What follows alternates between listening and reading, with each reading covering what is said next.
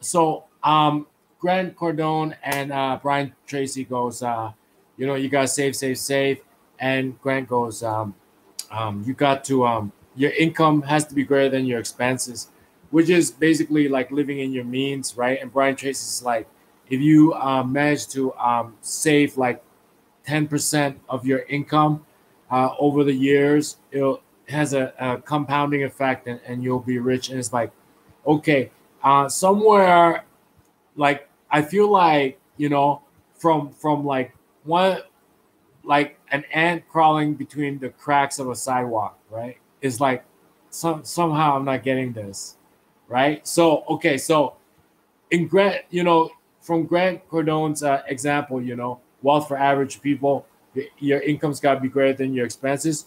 If you look at Kanye West and Kim Kardashian, he bought her stocks in Amazon and Netflix, I think, and eBay and all these other stuff. And that paid out a dividend of $32,000. Dividend is income. So owning those stocks while also saving, when you buy stocks, it's a form of savings. And then it pays you dividends. So you got your the amount you paid for plus, and then now it just paid you another extra 32,000 a year. That's what Grant's talking about.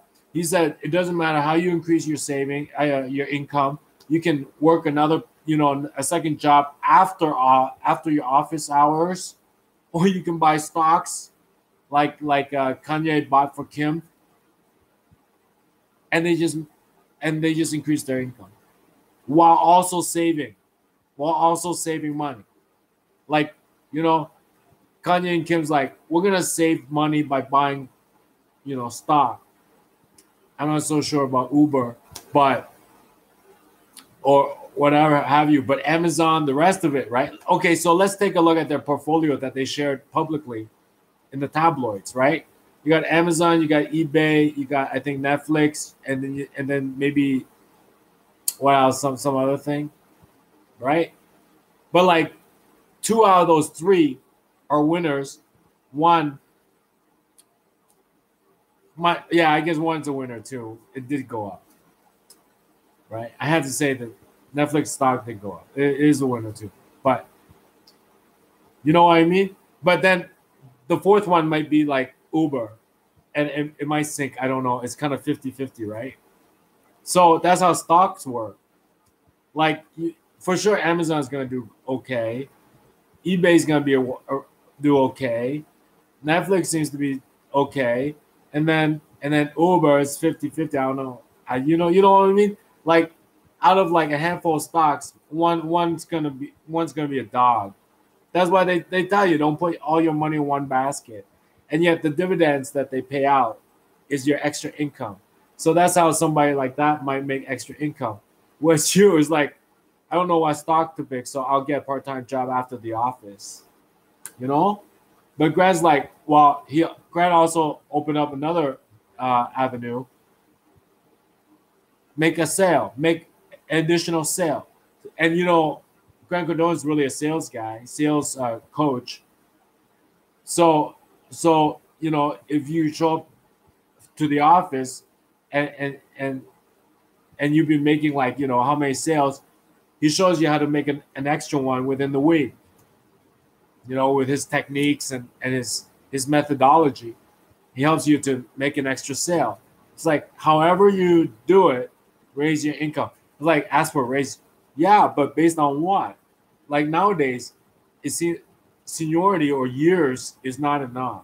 All right, because there's a movie with Dennis Quaid and the guy from the 70s show. The young buck comes in with an MBA, outranks the old timer, dates his daughter. Nowadays, seniority is not enough. Nowadays, it's about expertise. So, let's take this example, right? Say you've been working at a company for like 8 years, maybe 7 years. And one day you show up and you tell your HR director, whatever, listen, I've been taking night classes. Now I have my MBA. It's like, whoa, you're a totally different candidate now. Even though you've been there for the last 8 years, you show up one morning, you tell your HR director, here's my new graduate degree, MBA. I've been taking night classes. I didn't tell you about it for the last 3 years. And now I got, part-time last 3 years. Now I got my MBA. She's like, whoa. There are positions in this company you never qualified for, but now you do. That's another way to raise your income. That's why a lot of people they're sitting there and they're wondering, like, how come they got raised? How come they got promotion? They think it's backstabbing. They think it's like episode of Working Girl. How come? It's because one morning they showed up. They told the HR director, listen, for the last 3 years, and I finished today. I got my MBA. It's like, whoa, welcome. Look, there are some jobs in the company you cannot have without a graduate degree. But now you call it's you possibly can now. So that's another way to raise your income. And then of course there's a Kenya Kim way, which is to buy stocks and it pays you dividends and you raise your income. There's a Grant Cardone way, which is make an extra sale every week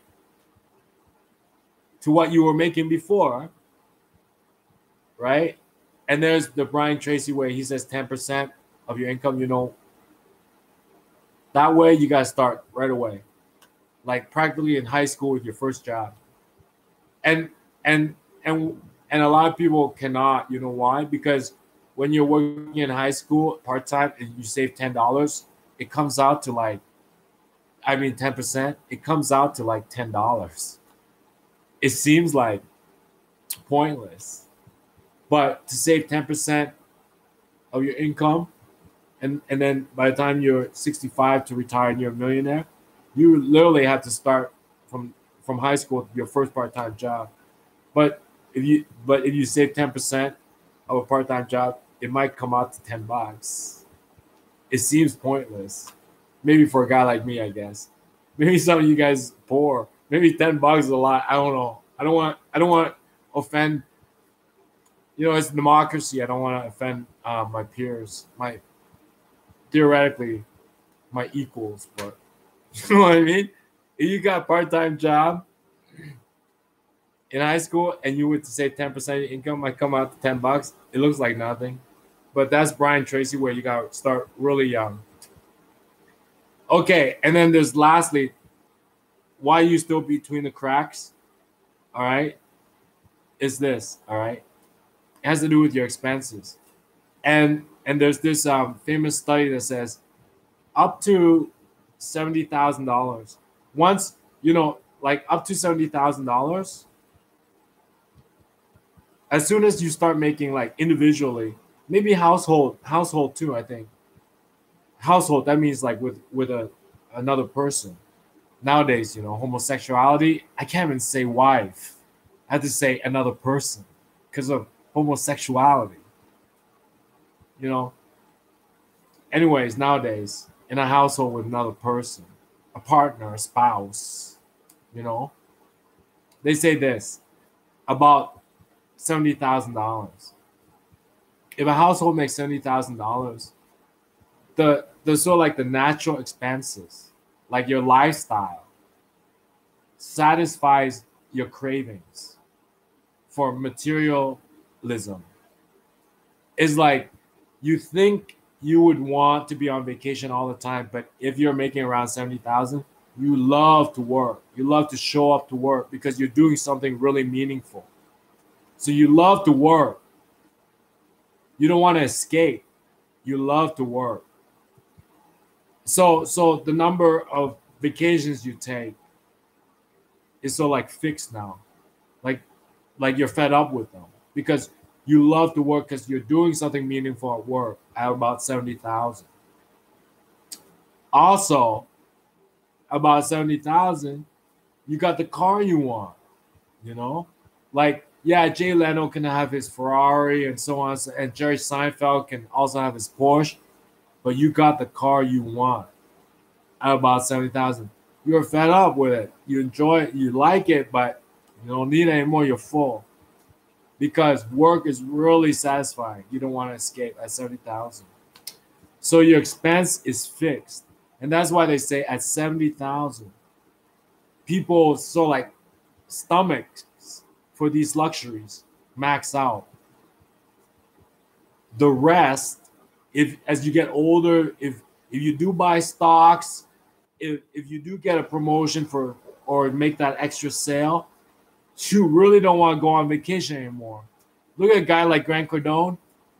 He's never on vacation. I swear to God, he probably takes vacation like just like you and me, like a week a year, or like what's his name, Tony Robbins, or even Brian Tracy.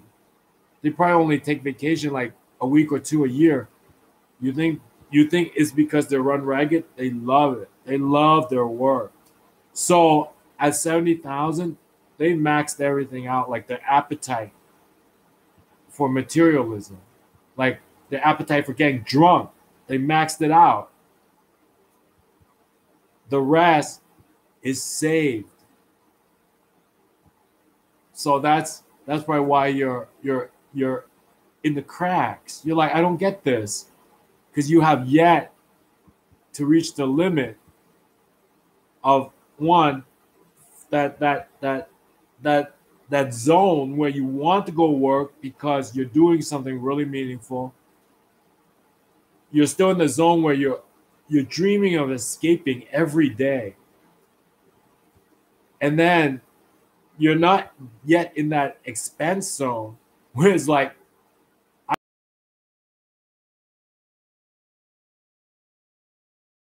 be in the office because I love my work. And then Jay Leno can have his Ferrari, Jerry Seinfeld can have his Porsche. I love my whatever car I got. I love it. You have yet to reach both the sort of like the work zone and the expense zone. That's why you're between the cracks. It's like, I admit, because it might slip out that I'm a smoker. I mean, I'm not advertising for cigarettes or something. It's social media, but I'm a smoker. But it's like I think I reached my limit with like maybe 4 cigarettes a day. You force me to smoke a pack a day right now, I'll vomit. I've reached that zone, and if smoking were money, I reached that expense zone. I cannot smoke anymore, else I'll literally just start vomiting. You know what I mean? But some people, like, if they're just starting out, packs a day. So I reached that zone, and you see me on here every day. I did it. I did backpack in Europe, right? And then I went vacation on resorts and stuff. I did it. I was even married once. I did all that. All right. I think doing this video, sharing it, putting it on the web, oh my God, it's great stuff. And I can keep up with these guys. Like when Brian Tracy talks, I understand them. It's like, well, can you apply this? Like, fuck, I can apply this. Because when Kanye buys stock for Kim, I get it. Fuck, I can apply this. You look like you live in a fucking refrigerator on the street corner. Fuck you. You are fucking retarded. Your mom is on welfare, troll.